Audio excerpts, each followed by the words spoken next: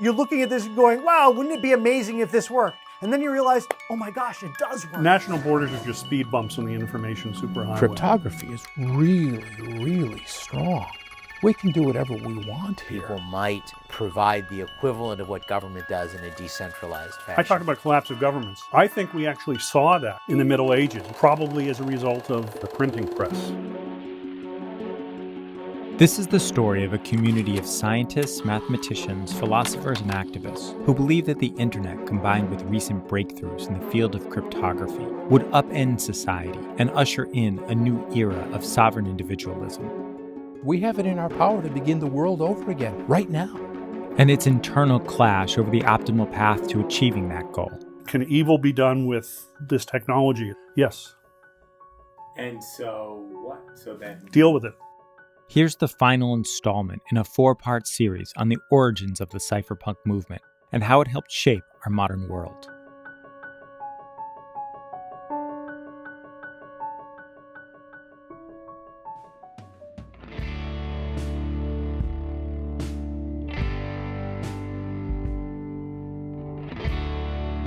We see a free world that has achieved a level of prosperity unprecedented in all human history. Mr. Gorbachev, tear down this wall. If you had asked me 10 years ago, is it possible that communism could collapse by the year 1992, I would have said, absolutely ridiculous. The fall of the Berlin Wall was important to me because I thought it was the end of history and that national borders would cease being the walls of prisons.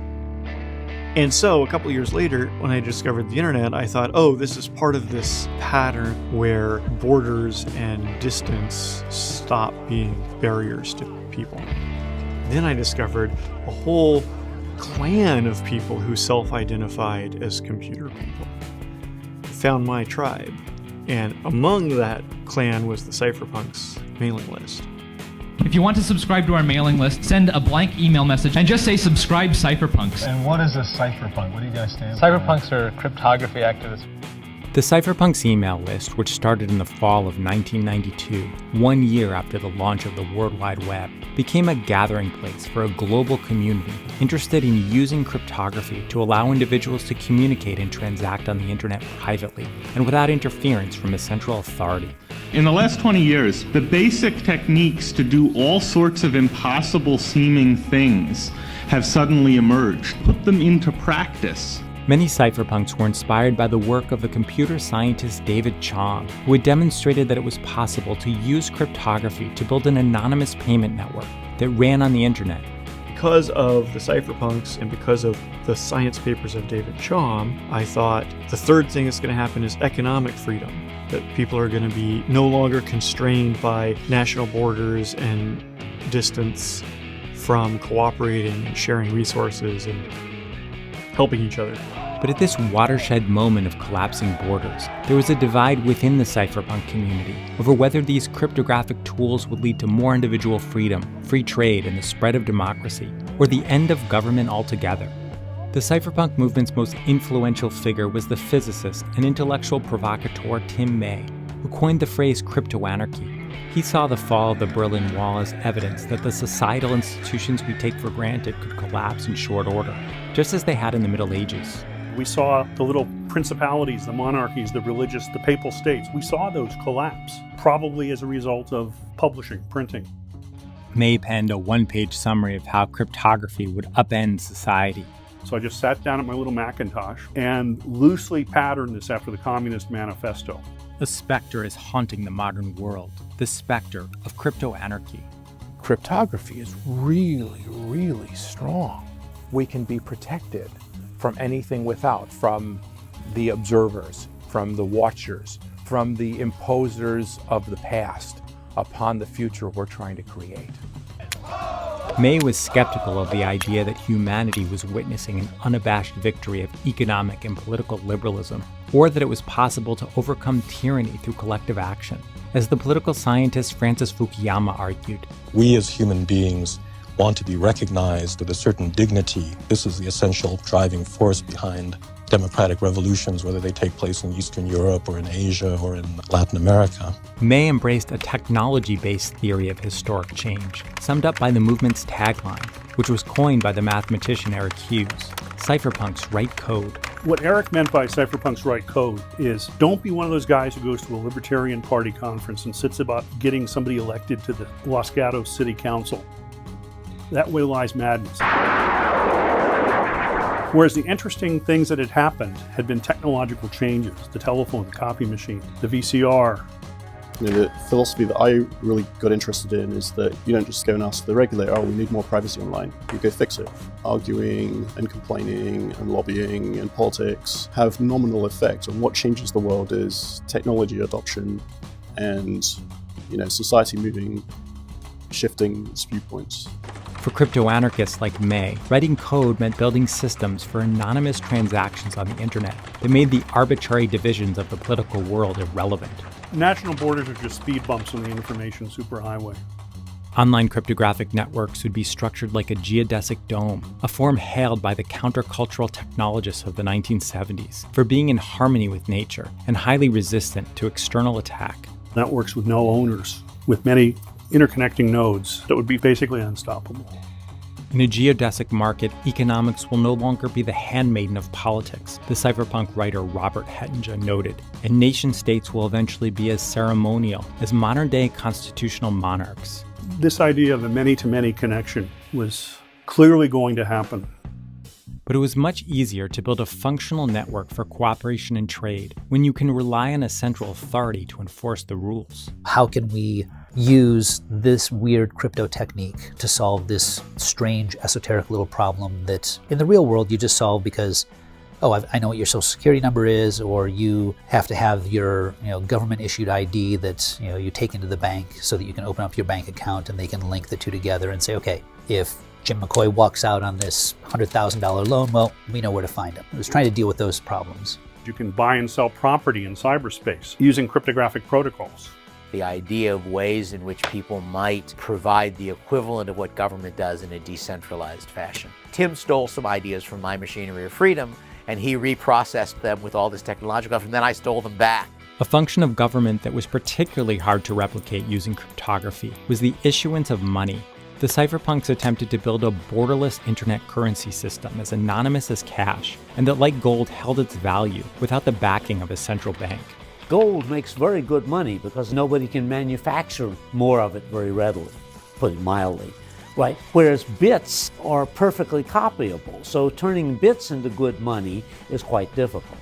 Tim May and many others considered electronic cash to be the holy grail because it completed the picture. A private and decentralized monetary system, May argued, was a key component in constructing a new borderless world where the activities and assets of individuals would be resistant to government control and confiscation. You don't physically meet the person if you don't even know what continent they're on. You can't coerce them. But there was another faction within the movement that rejected Tim May's vision of cordoning off a new world in cyberspace. The high-tech Hayekians were people like Eric Drexler, Mark Miller, Phil Salin. They were focused on designing secure computing systems based on economic insights, particularly those of the Austrian-born Nobel Prize winner Friedrich Hayek. Instead of building a new virtual world shielded from government interference, the high-tech Hayekians sought to use technology to demolish walls and divisions within the existing world. They imagined that introducing new tools for human coordination would gradually erode the government's ability to impinge on our freedoms. We did lots and lots of fantasizing about how the world could be different, but we saw this as emerging from inside the world. Cryptography was a tool for porting economic concepts and legal strictures onto the internet, but the aim was to foster new forms of peer-to-peer commerce and knowledge sharing. And the high-tech Hayekians believe that even imperfect systems can transform society gradually from within. The overall arc of world history is towards rule of law, towards less corruptible systems. If the emergence of the world of crypto commerce creates systems that are vastly less corruptible, but under a whole mix of different mechanisms and governance regimes, such that they're not always everywhere uncorruptible, I think that's fine. There's a lot of power in providing people tools such that they can successfully start to act more like you would like them to. As opposed to, you've got to come over here where it's really hard-edged encrypted and it works exactly the way we want. No, let's raise people's levels incrementally, and that's an improvement in the world. For many cypherpunks, the darker side of crypto-anarchy was epitomized by the writings of the chemist and electrical engineer Jim Bell, a participant on the email list who in the mid-90s compared aggression by the state to that of muggers, rapists, robbers, and murderers, and posited a cryptographically protected marketplace in which anonymous individuals could in effect pay to have government employees killed with the goal of destroying the state. In 1997, Bell was arrested and went to prison for, among other things, dropping a stink bomb on a government building. Tim May distanced himself from Bell's writings and activities, while maintaining that marketplaces for assassination, like the one Bell had described, might be both inevitable and desirable. Can evil be done with this technology? It's not just the internet, but especially the crypto part of it. Yes. And so what? So then deal with it. And Zimmerman once told me that he sometimes regretted ever introducing PGP to the world because it could be used by Al-Qaeda or the Taliban or whatnot. I say, so what? I'm not morally responsible. Would have happened whether we had existed or not. Because technology has its own logic. And people want to do what they want to do. I mean, they want free shit. They want freedom to do things. Even if they say this should be regulated, they'll often make the conscious decision to copy music, copy videotapes they want to see. Black net is a negative consequence. I'm not interested in creating that.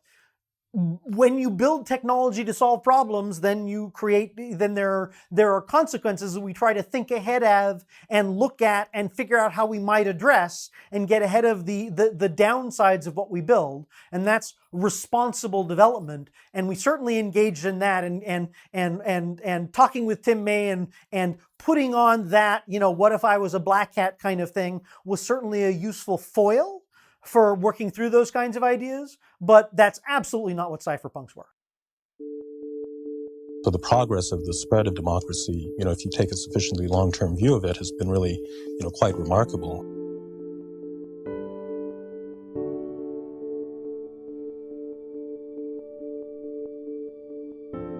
Our dream was to enable the future of human freedom. And we had this bizarre confidence about how the future would unfold and to, using Alan Kay's famous phrase, to have a huge hand in inventing it. But the road had a lot more weeds and detours than we could have anticipated. When we first launched, we were hoping for, maybe 400, 500 people. Now we're at 100,000 people, so who knows where we're going next. Using the ever-growing storage capacity of servers belonging to companies like Google Instead or of IBM. it being on your server under your desk, that stuff is being taken care of for you. Professionals keep track of all the programs and the Who data. doesn't want a simpler life? I find this way of working You more collect simple. half a gigabyte of information on your customers. What do you do with that They information? want to know everything about you so they can sell you stuff. And it results in you each getting a digital proctology exam. The NSA specifically targets the communications of everyone. Over the next quarter century, the internet would make possible an explosion of individual freedom and information sharing, just as Phil Salen had predicted in 1991. But it would also grow into a surveillance apparatus that bore out the dystopian vision of journalist David Burnham in his 1983 book, The Rise of the Computer State. Large bureaucracies, with the power that the computer gives them, become more powerful, and they are escaping the checks and balances of representative democracy. Facebook collects information that the East German Stasi would have killed for. I think that most people are quite happy to hand people all of the information about them online in return for a few pics of your high school friends, kids, or whatever. By the mid-2000s, it seemed the cypherpunk movement had mostly failed. Then came a global financial crisis, followed by massive bailouts by central banks. On October 31, 2008, a pseudonymous inventor named Satoshi Nakamoto shared a white paper describing a new peer-to-peer non-governmental monetary system, pulling together technical and philosophical concepts developed on the cypherpunks' email list. Within a few years, the movement was reborn with a new generation committed to enhancing personal freedom and privacy with cryptographic tools. It's like discovering an oasis when you're lost in the desert. It's Bitcoin that's single-handedly responsible for the current wave of cypherpunk activity. It's always messier than visionaries can anticipate because reality's bigger than any one head. We're still on the road in the quest to build architectures that amplify human freedoms and protect us from the dynamics in the other direction.